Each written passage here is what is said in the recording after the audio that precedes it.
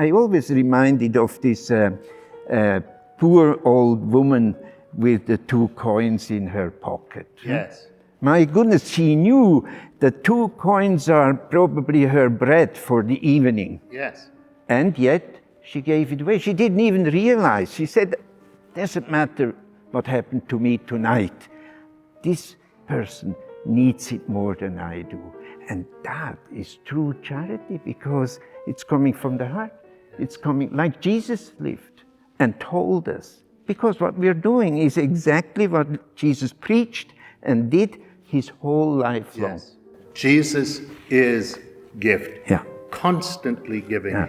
You know, and one is, I remember meeting a woman who kind of showed that to me in a way that just shook me.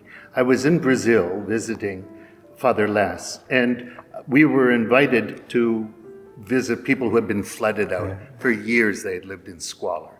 And this old woman invited me into her house, and she dusted off this chair that had no back and sat down, and then went and got me a bottle of Coke and opened the Coke and brought it over to me.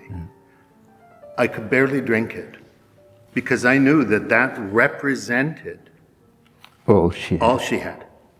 And here was I, a fat gringo, you know, sitting in a moment in her place. But Father Les said to me, you must drink it, and you must be joyous in drinking it, because you have honored her. Yeah. And that gives her the taste of being honored. Yeah.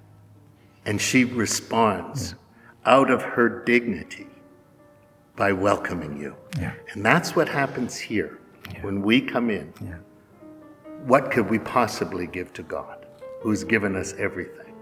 But he delights in receiving the gifts from us, because then he knows how honored and honorable we are to be loved by him.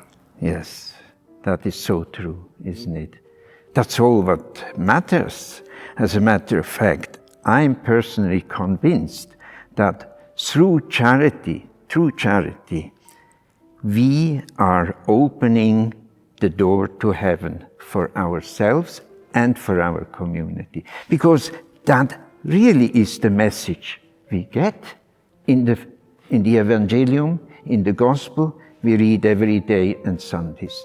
So I think there is hardly anything more important than charity, if we understand the charity the way Jesus lived it for us on our behalf throughout history.